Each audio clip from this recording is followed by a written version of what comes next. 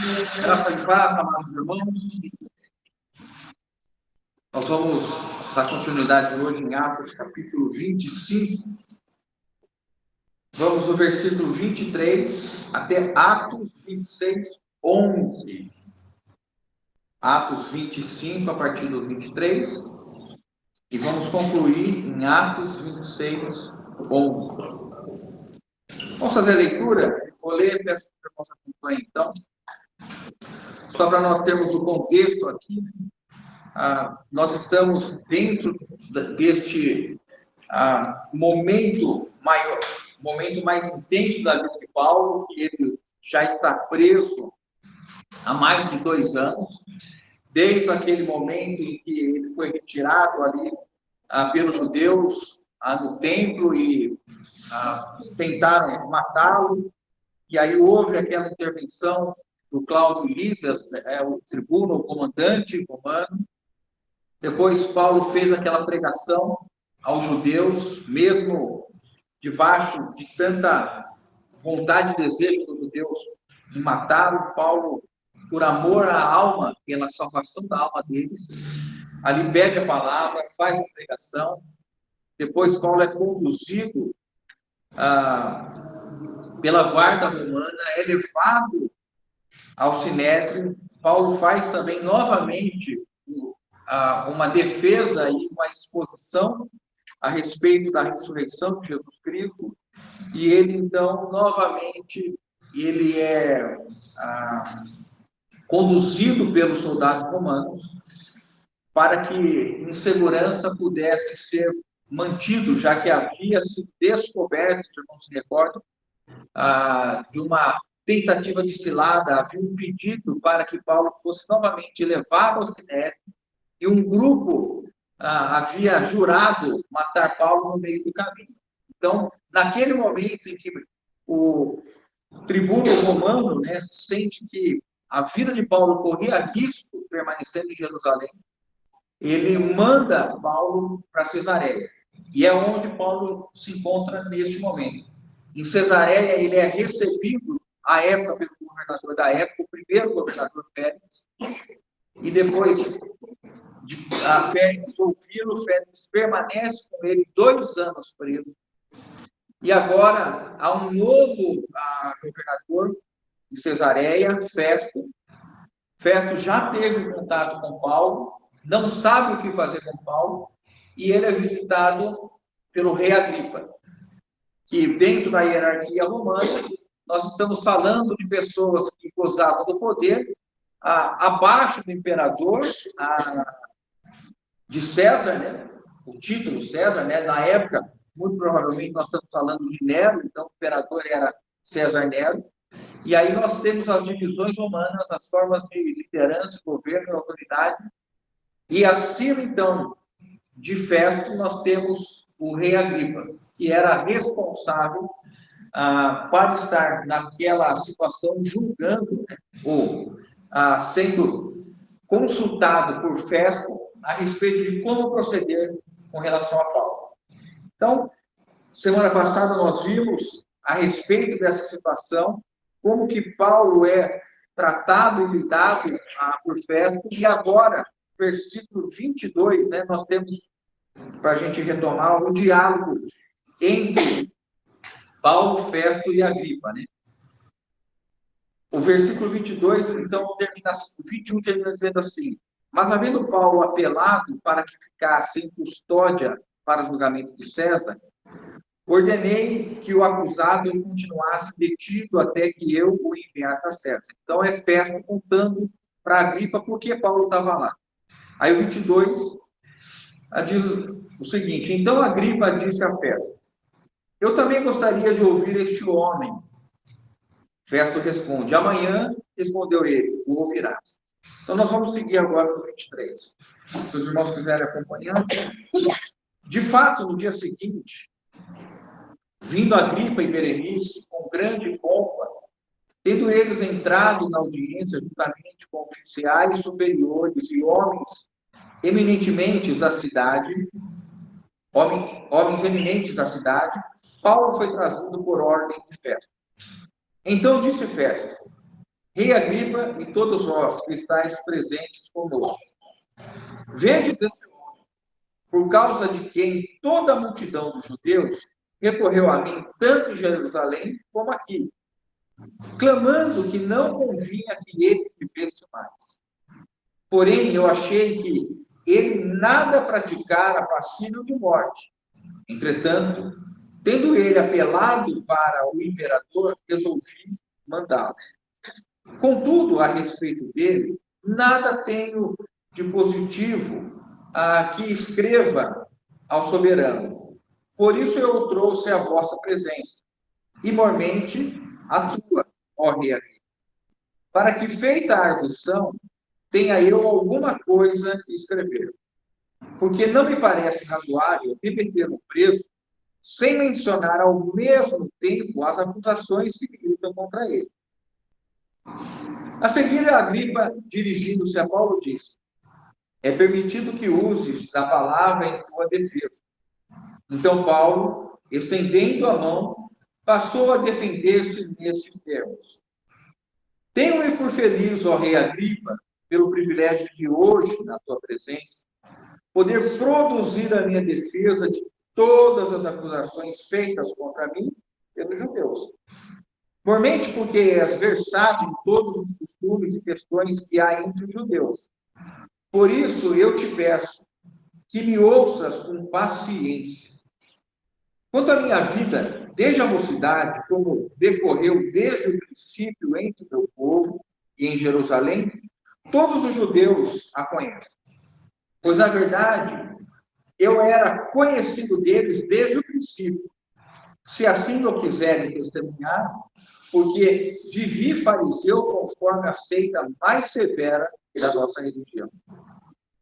E agora estou sendo julgado por causa da esperança da promessa que por Deus foi feita a nossos pais, a qual as nossas 12 tribos, servindo a Deus fervorosamente, de noite e de dia, almejam alcançar, e no tocante a esta esperança, ó rei, eu sou acusado pelos judeus. Porque se julga incrível entre vós que Deus ressuscitasse os mortos? Na verdade, a mim me parecia que muitas coisas eu deveria praticar contra o nome de Jesus, o Nazareno. E assim procedi em Jerusalém. Havendo eu recebido autorização dos principais sacerdotes, encerrei muitos dos santos nas prisões, e contra eles dava o meu voto quando os matava. Muitas vezes os castiguei por todas as sinagogas, obrigando-os até blasfemar. E demasiadamente enfurecido contra eles, mesmo por cidades estranhas, os perseguia. Nós vamos encerrar aqui porque, a partir do versículo 12, Paulo fala da experiência de conversão. Então, irmãos, essa primeira parte ainda do capítulo 25, que nós lemos do 23 ao 27,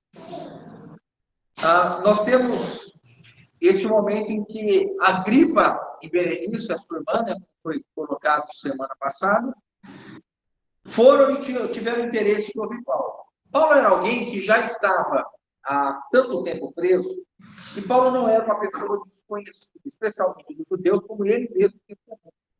Olha, minha vida eu vivi em Jerusalém, todos me conhecem, sabem da maneira que eu vivia. Era alguém que tinha uma influência e repercussão dentro do judaísmo. E era alguém que gozava deste conhecimento e ganhou repercussão quando ele se converteu, causando espanto nos judeus pela sua conversão, tamanho seu fervor e tamanho sua dedicação em perseguir os cristãos. Quando ele agora já está preso e Festo, então, chega e coloca para Agripa a situação, o antigo governador me deixou esse homem aqui. Ele, pelo que eu ouvi, não reconheci nada que o pudesse condená-lo, porque ele nada cometeu digno de morte. Ele traz uma questão da lei dele, dos costumes deles, fala a respeito de um morto que Paulo afirma que ressuscitou. Então, essa é a principal questão entre eles. Se este homem está vivo ou se está morto, Paulo fala que vive e fala que ele é o Messias. E fecha, então, nesse relato, desperta o interesse de Agripa. Agripa fala: eu quero ouvi-lo. Como Paulo havia apelado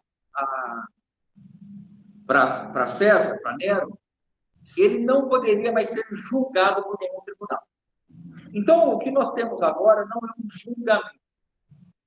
É simplesmente uma audiência em que Agripa quer ouvir a Paulo, porque a palavra final agora a respeito da vida de Paulo estaria com César. O que Agripa vai fazer é simplesmente ouvi-lo. Tanto é que o texto diz assim que quando eles chegam para a audiência, não era um julgamento, não era um tribunal, Paulo não poderia sair com uma situação agravada ou beneficiada, mas ele somente estaria cumprindo, mais uma vez, a profecia de Jesus sobre sua vida. E ele era um vaso escolhido para testemunhar tanto aos judeus, reis, príncipes, como também aos gentios. Então, Paulo está nessa escalada de cumprir a palavra de Deus, a profecia para a sua vida. E ele está, então, agora, de novo, diante de uma autoridade. E o relato que Lucas nos dá, irmãos, é de enfatizar a importância e a relevância de Agripa.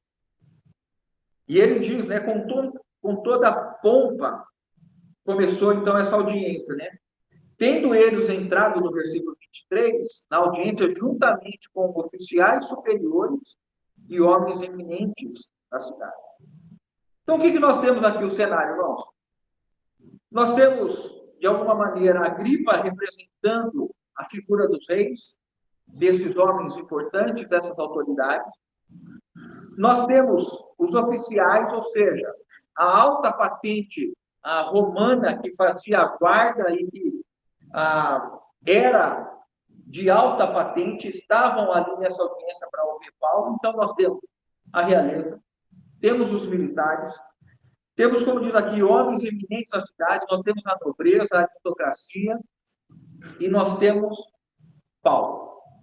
Eu pergunto para os irmãos, quem era a pessoa mais importante deste ambiente? Aí depende da ótica que nós temos. Na ótica humana, a pessoa mais importante, a pessoa mais relevante era Agripa. Agora, a pessoa mais relevante e importante naquela sala, quem era? O preso. Aquele homem que estava ali há 2 anos esquecido, dentro de uma prisão, e ele, de fato, era a boca de Deus, o mensageiro de Deus, a luz naquele ambiente. Em uma cela cheia, ou uma sala de audiência cheia de trevas, havia um grande holofote. E não procedia de Agripa, mas procedia de Paulo. Então, o contraste que é feito aqui, e Lucas, pela sabedoria do Espírito Santo, é conduzido a nos levar a ver isso. Ele destaca toda a pompa, né? O destaque da palavra pompa. Os homens gostam de pompa, gostam de ser reconhecidos, gostam de ter o destaque, gostam de estar debaixo dos holofotes. Mas o homem mais importante sai de um ambiente de prisão, de desprezo, e entra na sala. E agora ele vai falar. Não é o imperador César que está falando, não é o governador que está falando, mas é Paulo que passa agora a conduzir, o falar dele traz luz ao ambiente. E nessa situação, nós encontramos, então, alguns relatos interessantes, porque Festo coloca assim: quando eu estive em Jerusalém, os judeus me acercaram pedindo que Paulo fosse morto. E quando eu voltei para Cesareia, os acusadores desceram a Cesareia e pediram que Paulo fosse morto. Irmãos, nós não estamos diante de um ambiente de alguém que está sendo desprezado. Paulo não está vivendo o que a gente diz no nosso dia, a pessoa está sendo, como que fala aí na internet, quando a pessoa deixa de ser ouvida? Cancelada. Não é uma questão aqui de cancelamento, ah, de alguém perder a importância. Ele era alguém odiado, mas odiado a tal ponto de alguém mudar de calçada. Se Paulo viesse numa calçada, eles mudariam todos? Não. A ponto de Paulo estar numa calçada e eles irem para a calçada para poder apedrejarem Paulo. E Festo destaca isso. Este homem, ele é alguém que os judeus querem matá-lo de qualquer maneira. De qualquer maneira. Havia um ódio motivado, certamente, pelo inimigo de Deus, ou pelo nosso adversário. Aquele que buscava silenciar Paulo para que o evangelho não fosse anunciado. E nas suas artimanhas, nós vemos toda a estrutura do poder, toda a estrutura política, toda a estrutura do Estado sendo envolvida para fazer com que este homem permanecesse calado e o evangelho não fosse conhecido. Aí nós temos mais um relato. Isso deixa, de certa maneira, Festo perplexo, porque ele não sabe ao certo. Paulo pediu para ser levado para César, ele tinha que encaminhar Paulo com aquilo que seria a acusação e aquilo que seria os argumentos de defesa de Paulo. E ele, ao certo, não conseguia entender, porque ele não via razão de morte, porque para Roma, Paulo não era acusado de sedição, não estava sendo acusado de fazer uma rebelião, não queria se levantar contra o Império Romano, e os judeus queriam matá-lo. Mas queriam matá-lo pelo argumento de que um homem que é dito que morreu, Paulo disse que está vivo. E isso fez com que, de certa maneira, Festo não tivesse convicção de provocar a saída de Paulo de Cesareia para Roma, levá-lo a estar diante do imperador e chegar lá e o imperador falar assim: mas eu estou perdendo tempo com esse homem por conta disso. O que passa na cabeça de Festo? Então havia um receio também de Festo de mandar Paulo sem motivo justificado e ele ser ou sofrer algum tipo de punição pelo imperador. Lembrando que naquela época, irmãos, o imperador era o soberano. Tanto é que Festo se dirige a ele, em algumas versões é traduzida por soberano, ou Augusto. Ou seja, se César entendesse que Festo agiu errado, poderia ser destituído do cargo, poderia ser preso, poderia até ser morto. Quem iria questionar que Nero estava errado? Ninguém. Então ele teme, ele fala assim: eu vou mandar este homem, sem ao certo saber por que eu estou mandando, melhor eu ter alguém mais gabaritado, e no caso é Agripa, e também os acompanhantes de Agripa, para que eles, inquirindo a Paulo, se Festo poderia, então, montar o relatório adequado para poder encaminhar. Então, esse é o relatório que nós temos aqui, do 23 ao 27, que nós fizemos aqui a leitura, né? Agora, chegando no versículo 26, do capítulo 26, a partir do versículo 1, Paulo, então, começa a falar. E os primeiros 2 versículos, o que Paulo faz? Ele se mostra alegre, finalmente, por ter alguém que ele poderia falar a respeito da lei dos judeus ou dos costumes judaicos com alguém que entendesse. Mas é difícil você fazer uma exposição ou falar de algo para alguém que não conhece nada. Claudião sabe o que é isso. Claudião está acostumado a fazer, o Alisson também, o Carlão também. Você tem alguma questão para apresentar, você precisa dar, no mínimo, subsídio para a pessoa entender o que você está falando. Não é? No direito é a mesma coisa. Você vai falar a respeito de algum assunto, se a pessoa desconhece as questões mínimas, ela não consegue sequer saber se é bom ou se é ruim, se está certo ou se está errado. não é? Como nós podemos falar em termos de direito, se algo está correto ou não, se nós desconhecemos a legislação do país? Aqui neste país pode ser ilegal, pode ser proibido, mas em outro país pode ser legal e proibido. Então, Paulo está falando agora, olha, Agripa, eu estou feliz porque no versículo 2, né, do capítulo 26, e Paulo usa até uma, olha, me sinto privilegiado porque na tua presença eu posso produzir a minha defesa de todas as acusações que os judeus estão fazendo, porque você conhece os costumes, você conhece a lei, conhece aquilo que os judeus e as questões nossas dos judeus, e você vai ter condição de discernir corretamente. Mas o versículo 3 termina de uma maneira muito sábia, né? Paulo diz assim: eu peço que me escutes com paciência. Então, Paulo já prepara a Agripa para que ele se mantenha atento àquilo que está sendo dito e que não haja dispersão, porque tudo que Paulo vai falar agora é muito importante. E isso, irmãos, é algo que nós devemos ter sempre atenção.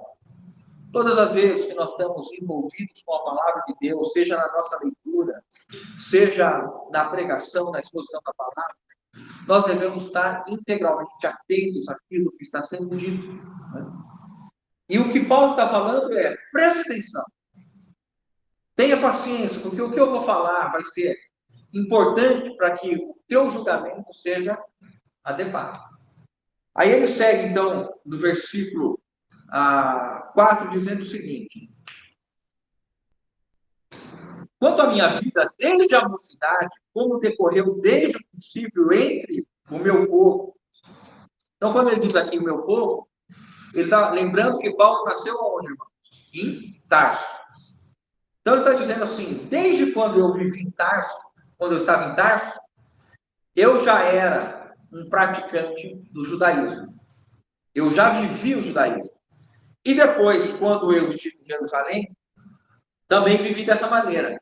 Minha vida toda, desde a minha mocidade, eu vivi como um fariseu, que ele vem dizendo, né? Pois, na verdade, versículo 5, eu era conhecido de todos os judeus, desde o princípio, e eles podem testemunhar isso, eu não minto. O que ele está falando é, se vocês querem saber, se você, rei Agripa, quer saber, se todos esses que estão me ouvindo aqui querem saber como eu vivi e procedi em Jerusalém, pergunte aos judeus. Porque tudo que eu fiz, fazia de modo devotado, diligente, e minha vida era conhecida de todos. Nunca fiz as coisas escondido, na surdina, à noite, velado, oculto, mas sempre testemunhei de modo muito transparente. É o que ele está colocando isso aqui, né? E aí ele termina falando algo interessante. Porque vivi fariseu, conforme a seita mais severa da nossa religião. Então ele traz alguns conceitos aqui para Agripa. Eu não era, dentro do judaísmo, alguém que levava o judaísmo de uma maneira simples ou leviana. Mas eu era, dentro do judaísmo, daqueles que adotavam a corrente, o partido mais fundamentalista. Aquele que era mais severo no cumprimento dos ritos, dos rituais e com relação ao cumprimento da lei. Eu nunca fui alguém que fez ou procurou seguir a Deus de uma maneira leviana, meia boca, no nosso bom português. Paulo, mesmo no judaísmo, nunca foi um domingueiro. Os irmãos não entendem isso. O que ele está falando é, o que eu fiz da maneira mais dedicada possível. E quando ele dá o testemunho dele lá em Filipenses, ele fala que ele se avantajava com relação àqueles que eram da mesma idade, a ponto dele ser irrepreensível no tocante à justiça que há na lei. Então, irmãos, o nível de esmero, de zelo de Paulo cumprir a lei era absoluto, absoluto. E ele está falando isso. Então, ninguém poderia jamais ousar dizer que eu transgredi a lei, que eu transgredi o tempo, que era uma das acusações, e falaram que ele maculou o templo, né? Quando ele levou ali, eles falaram, né, homens incircuncisos. Paulo tinha levado em Jerusalém, o que era mentira, ele não havia contaminado o templo. Então, olha, eu não disse nada contra a lei, não fiz nada contra o templo e não me levantei contra César, que eram as três acusações principais. E ele está colocando isso de uma maneira, para eles, assim, muito clara. E ele está dizendo o seguinte: como que alguém tão zeloso como eu pode ser acusado de ser um transgressor da lei? Se eu, até mesmo, e aqui, né, do versículo 5, ele faz agora um parênteses. Os versículos até o 9, 6, 7, 8, ele vai falar a respeito do que ele está sendo, em resumo, acusado. Mas depois ele volta a falar, a partir do 9, 10 e 11, que ele, como alguém que era fariseu, ele se rebelou quando começaram a falar que Jesus havia ressuscitado e que ele era Messias. E ele perseguia, votava a favor da morte, castigava. Qual que era o castigo que Paulo diz que ele recebeu nas sinagogas? 5 vezes fui açoitado. Quando Paulo diz aqui que castigava, qual que era o castigo que Paulo infligia nos irmãos? Paulo açoitava os que se diziam cristãos e obrigava-os a blasfemarem. Aí nós vamos falar um pouquinho disso, o que era essa blasfêmia. Agora, ele então interrompe aqui no versículo 5, ele vem nessa crescente falando, olha, me entendam e vejam como alguém que foi fariseu. Eu nunca fui negligente, eu nunca fui superficial, eu nunca fui indiferente no cumprimento da lei, pelo contrário. Eu pensava como os da corrente mais severa, ou mais radical da minha religião. Então, não digam que eu ousaria me levantar contra ele, porque eu não cometi isso. Aí Paulo vai entrar no versículo 6, e ele muda agora, e passa a dizer por que ele está ali, de fato, diante de Agripa nessa audiência. E agora estou sendo julgado por causa da esperança, da promessa que por Deus foi feita aos nossos pais. E a qual as nossas 12 tribos, servindo a Deus fervorosamente de noite e dia, almejam alcançar. É no tocante a essa esperança, ó rei, que eu sou acusado pelos judeus. Então, os irmãos, recordando, quando o Festo vai apresentar para Agripa a situação de Paulo, ele enfatiza. Paulo diz que um homem morto está vivo. Então, aqui, quando Paulo vai agora se dirigir para Agripa, está falando, olha, essa esperança que Paulo está se referindo engloba a ressurreição de Jesus e a promessa da sua segunda vinda. Então, Paulo está dizendo assim, eu estou sendo julgado por causa da esperança da promessa. Que esperança é essa, irmãos? A esperança feita por Deus aos nossos pais. A maioria dos profetas do Antigo Testamento trazem a ressurreição como um fato que viria a acontecer. Tanto isso era a cultura já dos judeus, que quando o Senhor ressuscita Lázaro, quando Marta, a sua irmã, vai questioná-lo, os irmãos se recordam que Jesus disse assim para Marta, olha, seu irmão há de ressuscitar. E ela responde, eu sei, da ressurreição do último dia. Por que ela faz uma referência à ressurreição do último dia? Porque era corrente entre os judeus, por conta do ensinamento dos profetas, que haveria a ressurreição a ser realizada pelo Messias. E eles entendiam, então, que todos que haviam morrido seriam ressuscitados por serem filhos de Abraão e estariam na ressurreição do último dia. Quando a irmã de Lázaro encontra com Jesus, Jesus fala: olha, seu irmão há de ressuscitar. Ela: não, você não está me contando nenhuma novidade. Nós sabemos que nós seremos ressuscitados no último dia. Aí Jesus responde para ela o quê? Eu sou a ressurreição e a vida. Ainda que alguém venha morrer, mas crendo, viverá. E eu o ressuscitarei. Então, quando Jesus está dizendo que ele é a ressurreição, Paulo está dizendo, olha, aquela ressurreição, Agripa, que foi prometida, que foi mencionada por Daniel, que foi mencionada nos Salmos, que foi mencionada por Jó. Jó diz assim: eu sei que meu Redentor vive. O versículo, perdão, trouxe alguns dias atrás para nós. Eu sei que meu Redentor vive e com ele, se alguém achar, depois a gente pode ler. Então, Jó traz isso, Daniel traz isso, Salmos traz isso, Isaías traz isso, Oséias fala da ressurreição. Então, irmãos, o antigo pacto trazia a questão da ressurreição como um fato a ser ocorrido. E todo judeu cria nisso. Agora, Paulo está dando, ou Paulo está atualizando esta ressurreição. Ou melhor, Paulo está personificando essa esperança em um homem, Jesus Cristo.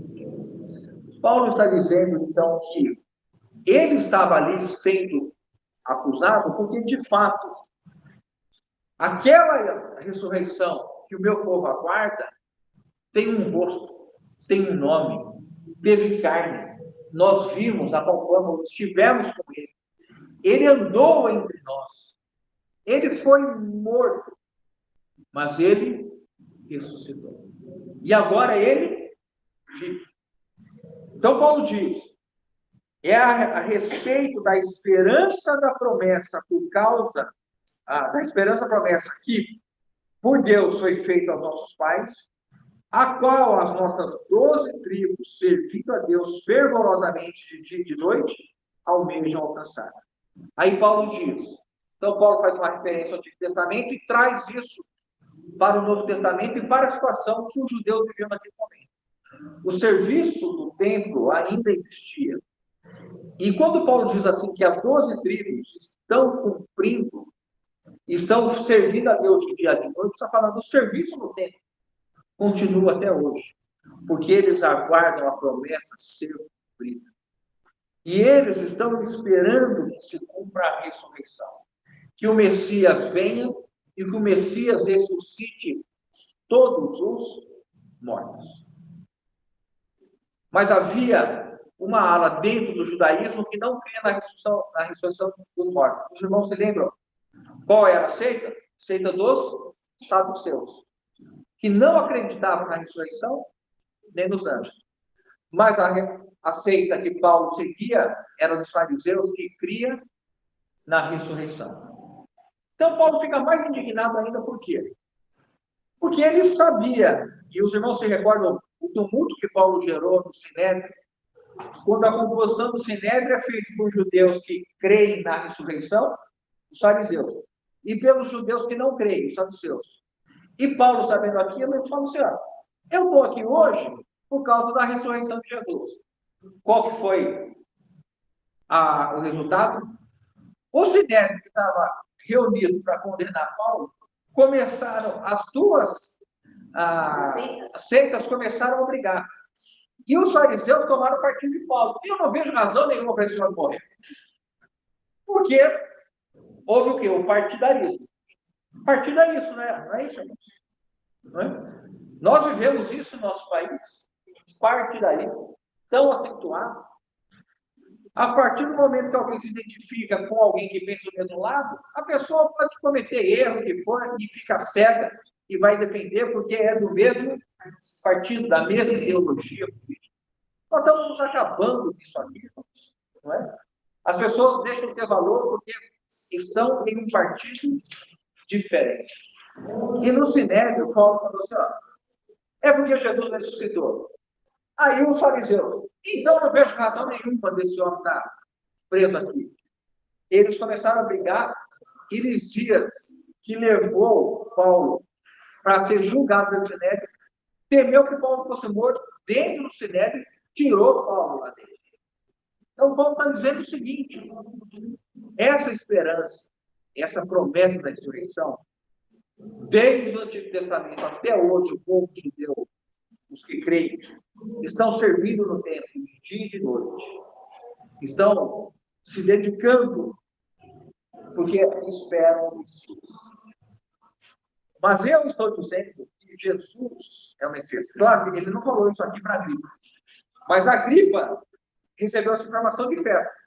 Paulo disse que esse homem Jesus ressuscitou. Então, Paulo não precisa explicar para Agripa de quem que ele está falando. Agripa sabe que ele está falando de Jesus. E aí ele segue dizendo isso. Uma questão que eu acho importantíssima, irmãos, e a gente vai falar um pouquinho mais adiante, eu vou só finalizar essa questão desse ambiente, dessa situação envolvendo Paulo, e aí nós vamos trazer alguns ensinamentos importantes desse trecho de hoje. O versículo 9, né? Deixa eu ver aqui. Versículo 7. Agora o versículo 8. Queria ler com os irmãos o versículo 8. Irmãos, podemos ler juntos?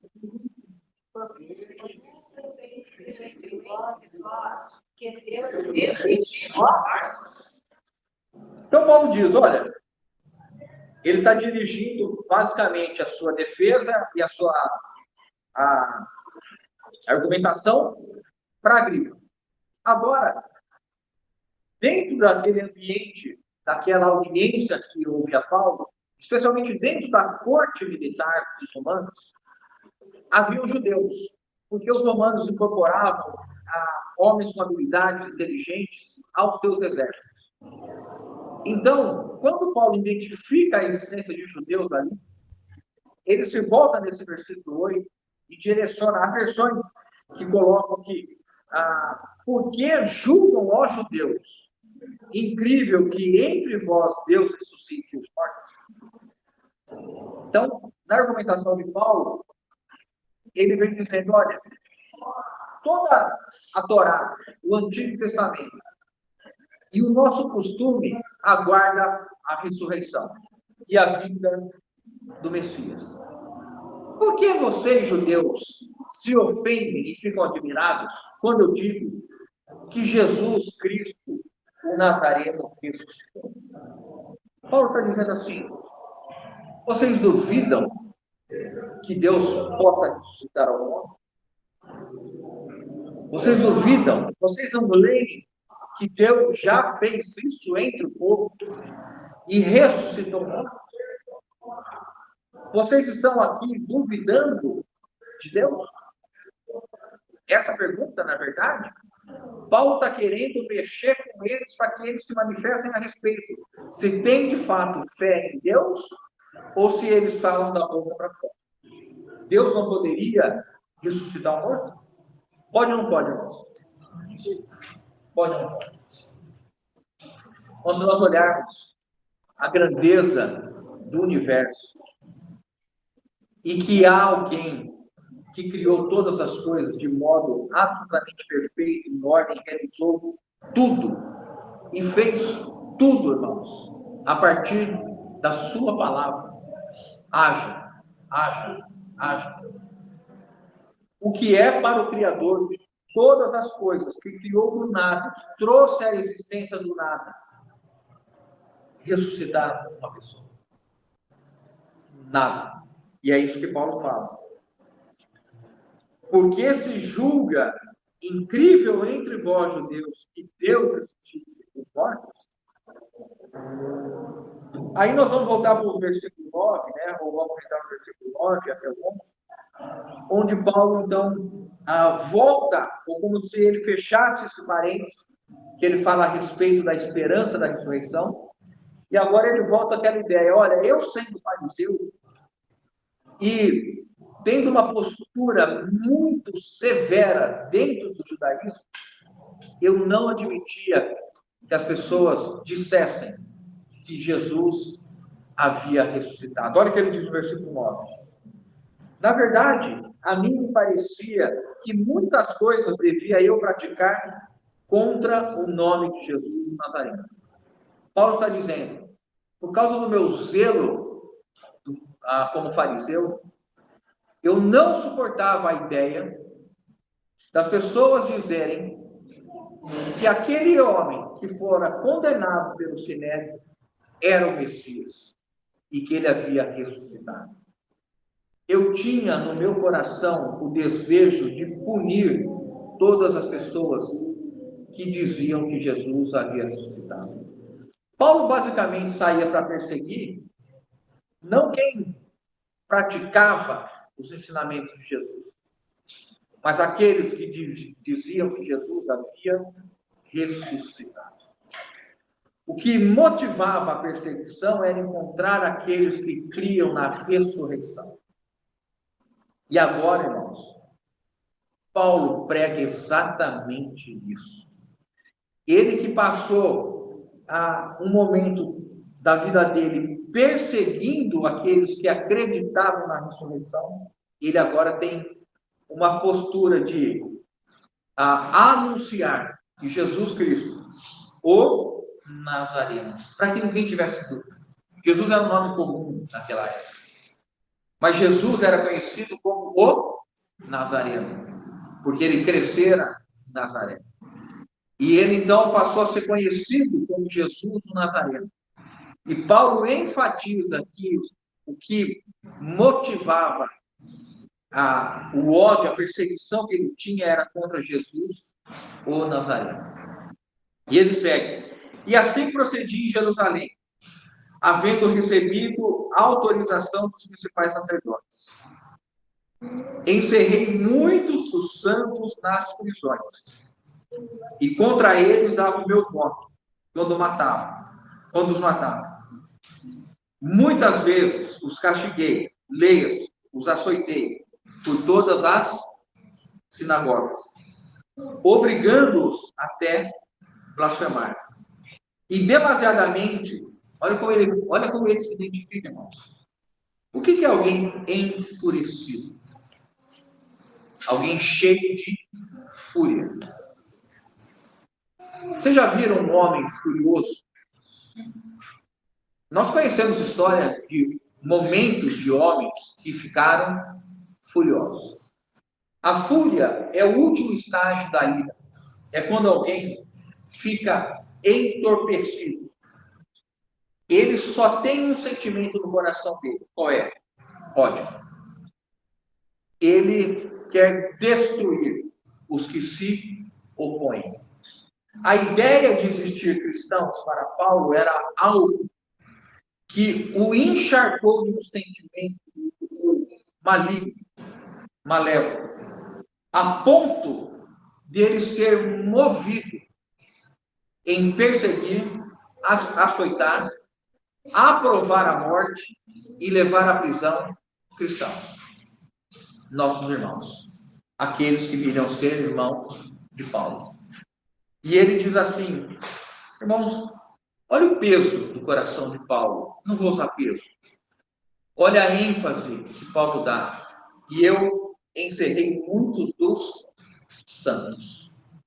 Ele está dizendo assim, e eu levei preso os escolhidos, os separados. Eu destruí a vida dos santos. E eu os obrigava a blasfemar. Sabe qual era a blasfêmia? Em que consistia a blasfêmia? Era dizer que Jesus não era o Curió, que Jesus não era o Senhor, que Jesus não era o dono da vida deles. Então, Paulo, ao encontrar alguém que dizia que Jesus era o Senhor, era o Curios, era o dono da vida deles, era o proprietário, e essa palavra passou a ser adotada somente pelos imperadores romanos, né? A partir, especialmente Nero foi um dos principais imperadores que passou a se ver como divindade, a exigir tratamento como uma divindade na Terra. E entendia que a vida das pessoas estava em suas mãos. Por isso que dizer que Jesus era Curios, era o dono, aquele que tinha poder de destruir, era uma ofensa a Nero. Paulo, então, não por conta do Império Romano, mas por entender que Cristo, Jesus, o Nazareno, ser reverenciado como o Senhor profetizado em todo o Antigo Testamento, o Messias, um filho se nos deu, um menino nos nasceu, o seu nome será maravilhoso, como que é conselheiro, príncipe da paz, e o governo estará sobre os seus ombros. Paulo convivia com isso. Como que um nazareno, carpinteiro, pode ser o Messias? Então, você diz que Jesus é o Senhor? Digo, Jesus é o Senhor. Leva um tapa na cara. Você diz que Jesus é o Senhor? Leva um soco no estômago. Você diz que Jesus é o Senhor? Pega o filho dele. Chicoteia o filho dele. Na primeira chicoteada do seu filho, você diz que Jesus é o Senhor? Irmãos, Policarpo, um irmão do século I, ele foi levado diante dos seus algozes e foi dito a ele: se você negar que Jesus é o Senhor, você será libertado. E ele diz algo mais ou menos assim: por 80 anos, ele tem sido o meu Senhor, bondoso, amoroso, por que haveria de negá-lo agora? E ele foi, então, lançado, foi queimado vivo, né? Ou foi lançado em óleo quente. Eu acho que Policarpo foi em óleo quente ou foi queimado. Porque ele não blasfemou, não negou o Senhor.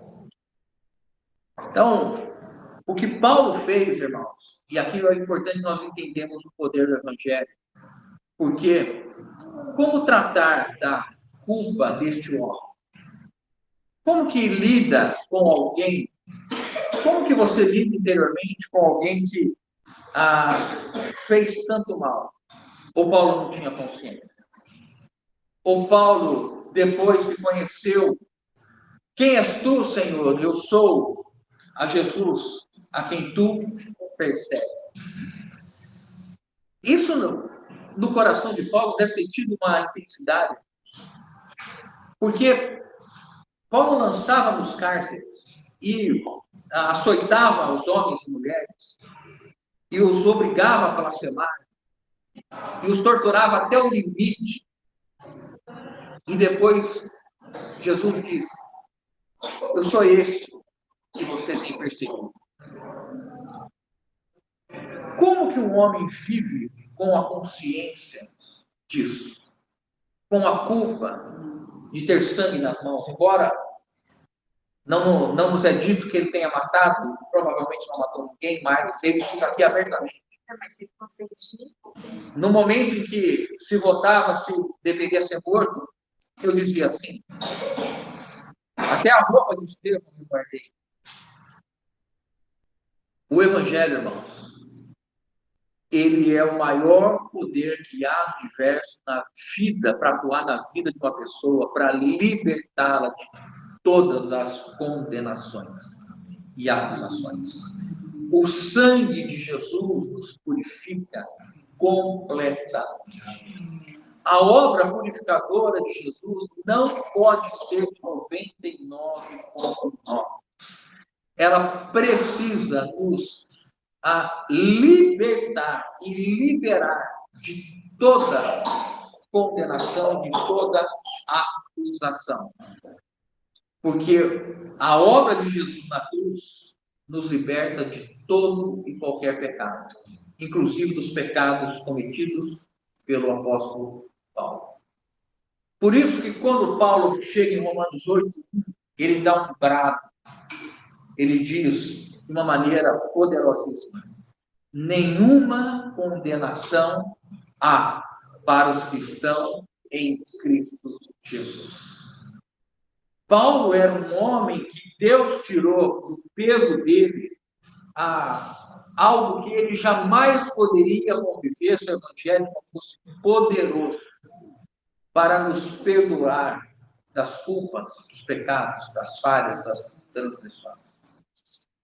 O que Paulo viveu depois da conversão, irmãos, é algo que nos encoraja a aprofundar o que é a obra redentora de Jesus Cristo.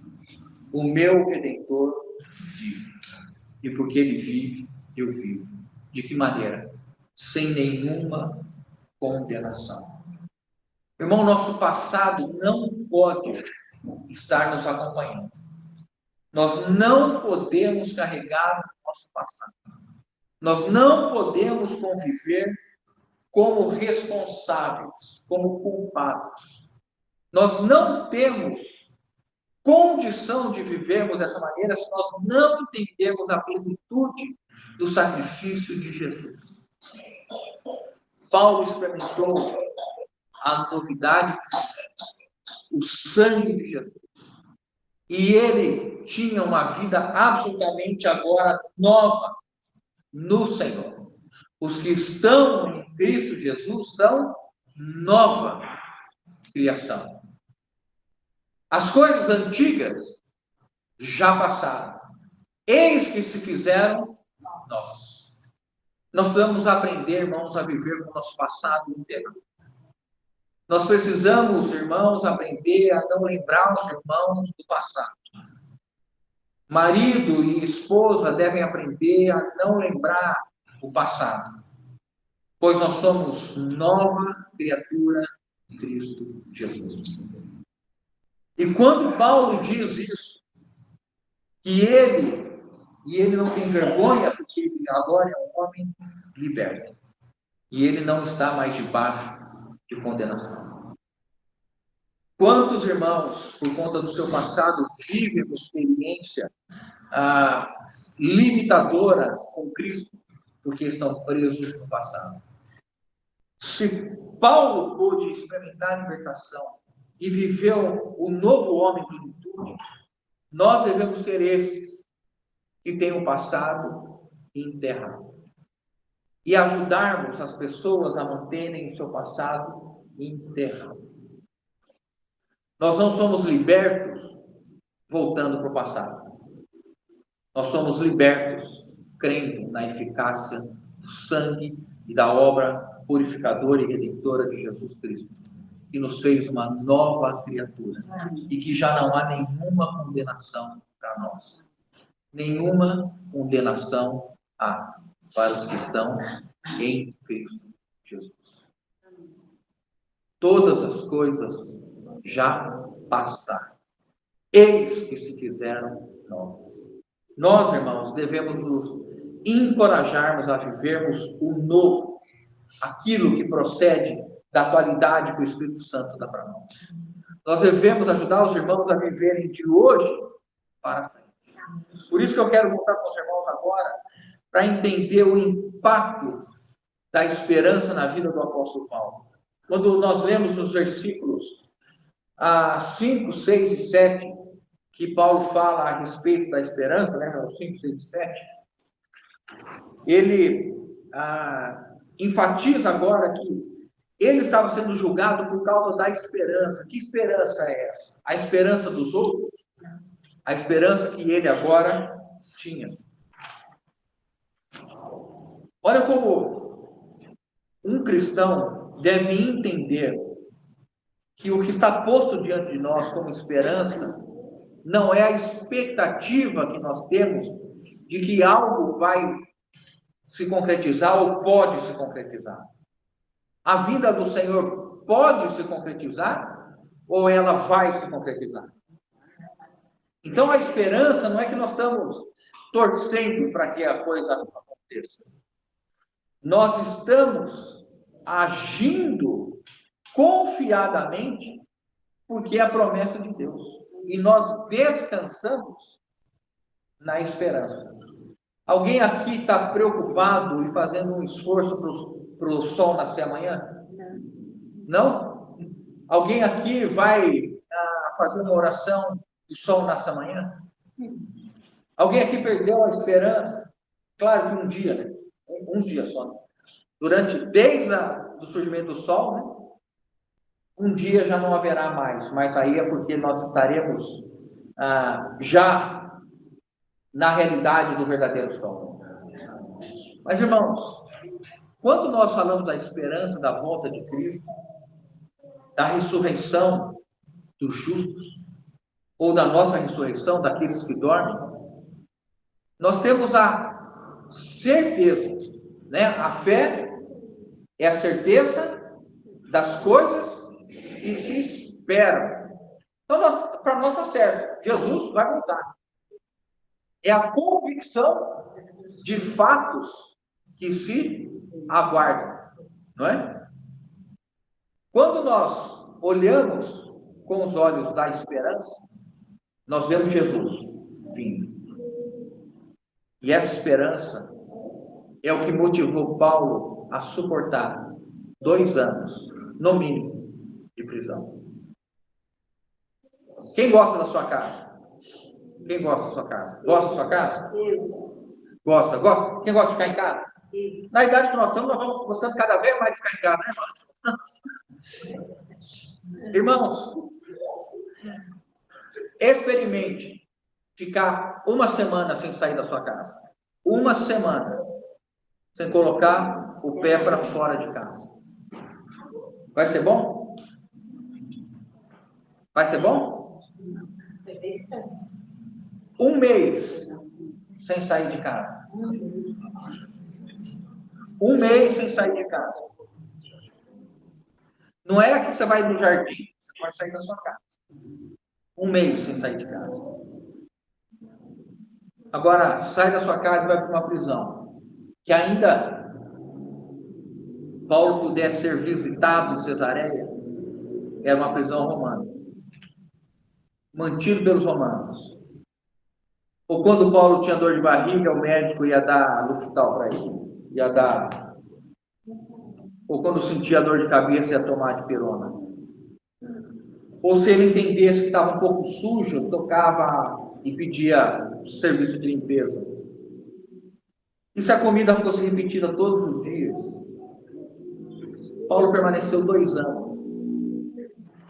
E ele não abriu mão da sua fé. Ele foi levado a testemunhar do Senhor pelo menos 3 vezes. Sinédrio, Félix, agora a Festo, e agora está diante de Agripa.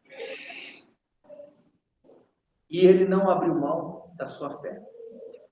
Normalmente, irmãos, e a tribulação é uma serva de Deus, porque todo filho de Deus terá que ser tribulado e provado para a curação da nossa fé.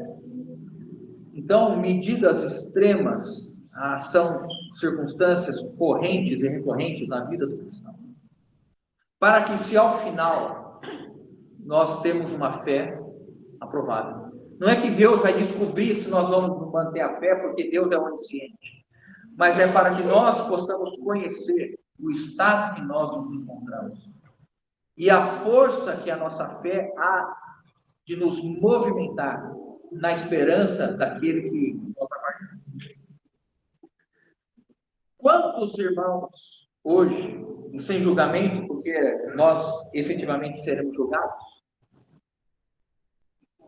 não resistem a menores circunstâncias de escárnio, de perseguição, quando são provocados, quando são desprezados. Paulo estava preso, e o testemunho, toda vez que aquela boca se abria, ele era mais forte, mais corajoso, mais ousado. E nós vamos ver aqui no final, alguém vai falar assim: Paulo, por pouco você não me convence a ser como você. Por pouco. Tamanho o impacto naquela sala trevosa foi a luz que saiu daquele homem.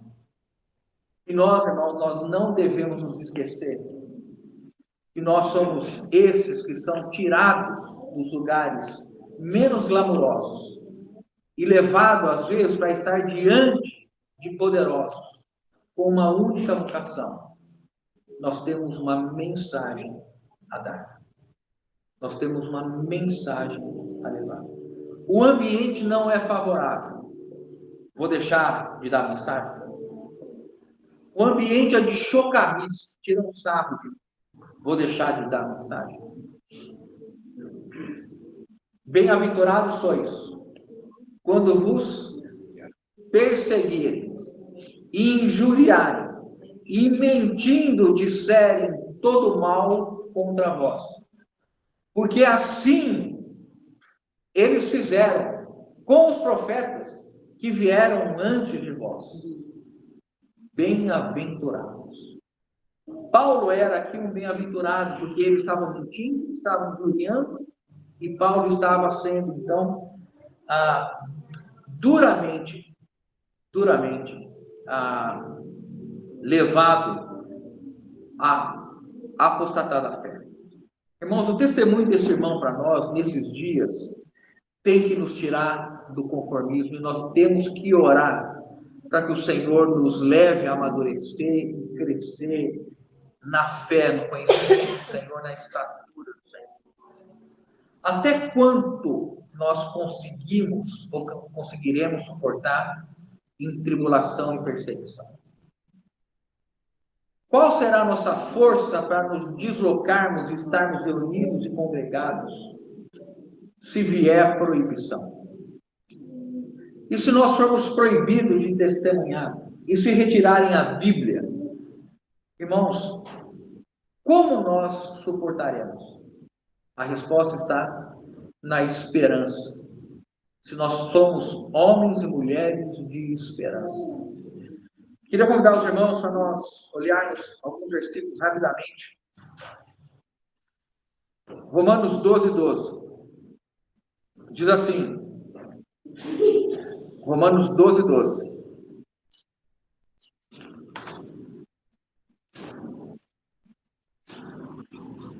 Regozijai-vos na esperança.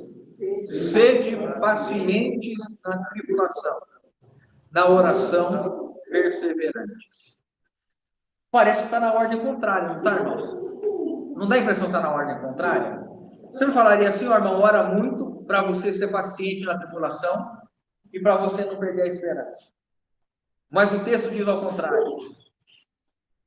Por conta da esperança que nós temos em quem é Jesus, e que ele recebeu toda a autoridade e todo o poder, que ele é o Messias, o ungido, o Cristo, o Senhor dos senhores, Rei dos reis, porque ele é o alfa e o ômega, o princípio e o fim, porque ele é o pastor, não somente o pastor, ele é o bom pastor, não somente o bom pastor, ele é o supremo pastor, ele é o bispo das nossas almas, e ele que nos guarda na sua mão direita, da qual ninguém pode tomar, porque nós temos esperança, nós vemos Cristo voltando, nós nos mantemos o quê? Pacientes na tribulação. Se nós perdemos a esperança nisso, nós vamos apostatar. Se nós não tivermos nossos olhos fielmente ou firmemente postos em Jesus, a tribulação para nós será um obstáculo invencível. Porque a tribulação visa nos tomar a esperança a respeito do amor, da bondade, da vida de Cristo. Não é comum nós ouvirmos as pessoas dizerem: onde está Deus neste momento? Cristo me abandonou? Taquei pedra na cruz, já ouviu alguém falar assim? Irmãos, nós temos necessidade de sermos provados e tribulados para sermos testados se o material que há em nós resiste ao fogo e redunde, se for aprovado, em louvor. 1 Coríntios 13:13. Agora, pois, permanece a fé, a esperança e o amor. Agora, nesse tempo que nós estamos, o que nós precisamos? Fé, esperança e amor. E o maior deles é o amor. E o amor, especialmente ou primordialmente, o amor a Cristo, que implica em sofrer pelo nome do nosso Senhor e Salvador. Gálatas 5:5 diz assim: porque nós, Gálatas 5:5, porque nós, pelo Espírito, aguardamos a esperança da justiça que provém da fé. Olha que versículo, irmãos. Porque nós, pelo Espírito, aguardamos a esperança da justiça que procede da fé. Porque nós cremos, nós somos justificados, e quando nós cremos, o Espírito Santo nos cela dizendo que Jesus Cristo vem e que nós somos já justificados. E nós aguardamos a vinda de Cristo. De que maneira? Justos. E por isso o Espírito Santo nos empodera para nós vivermos como Abraão viveu. Abraão viveu contra aquilo que as pessoas, eu não vou usar o texto que fala de esperança, porque ali é a esperança no outro sentido. A esperança da vida humana, do vigor humano. Então, quando Abraão perdeu o vigor humano, a capacidade de gerar, não tinha mais esperança, ele continuou crendo, porque cria que Deus era poderoso para ressuscitar dos mortos. Então, e manifestar o poder sobre a vida. Essa esperança que nós temos de nos mantermos firmes nas tribulações é porque nós conhecemos quem é Deus. E aí ele termina dizendo o seguinte, irmãos, Colossenses 1:27. Diz assim: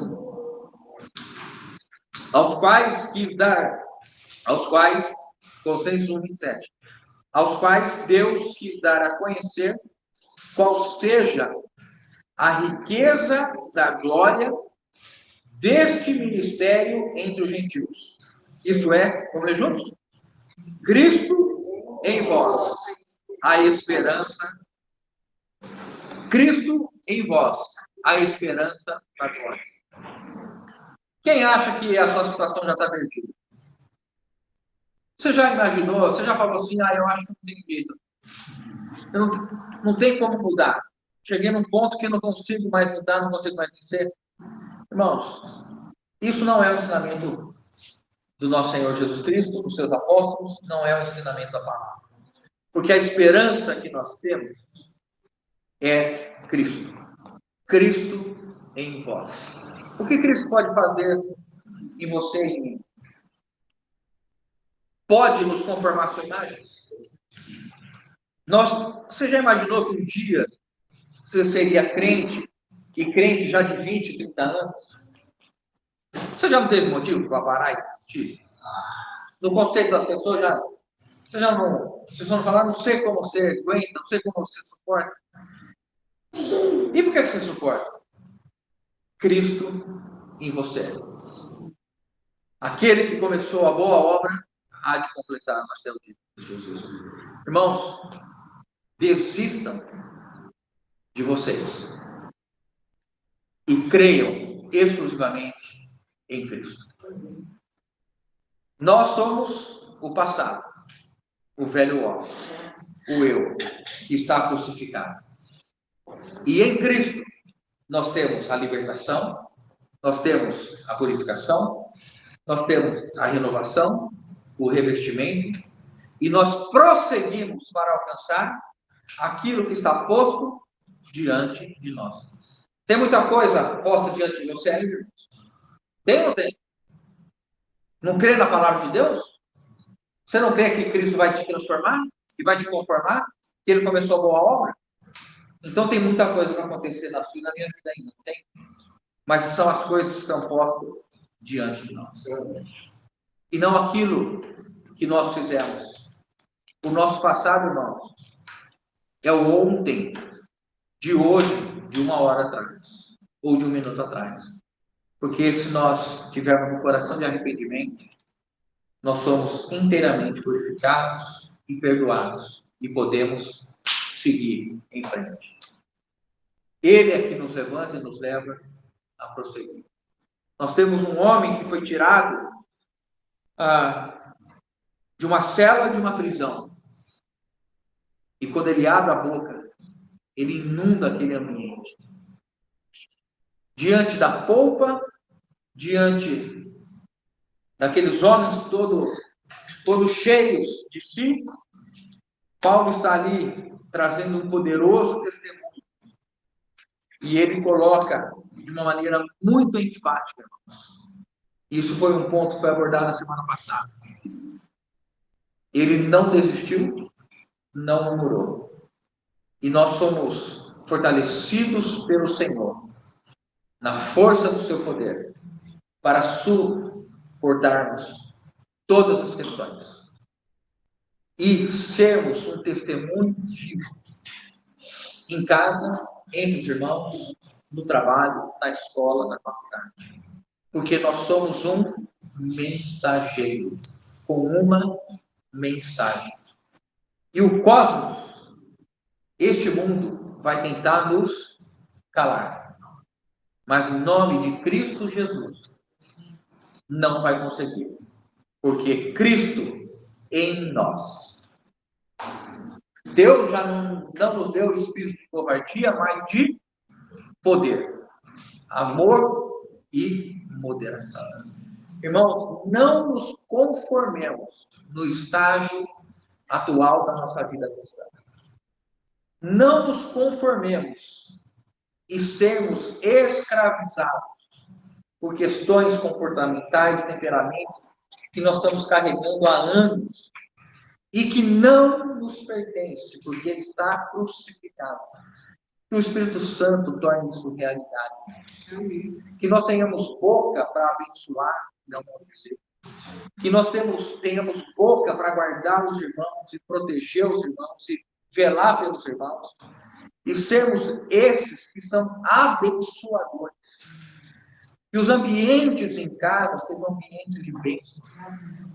Que sejam ambientes de fortalecimento espiritual. Que o nosso convívio, irmãos, redunde em louvor e glória para o nosso Senhor. Porque há um testemunho nessa terra marcante de um homem que não esmoreceu. E que foi triunfante para Roma. E foi decapitado, segundo a tradição, de um modo vitorioso. Talvez tenha sido o dia mais vitorioso do apóstolo Paulo, o dia do seu martírio. Porque ele não blasfemou.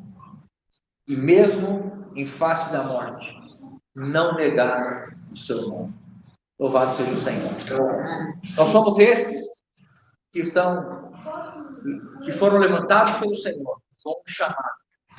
Nós temos uma mensagem. E ninguém pode nos calar. Louvado seja o Senhor.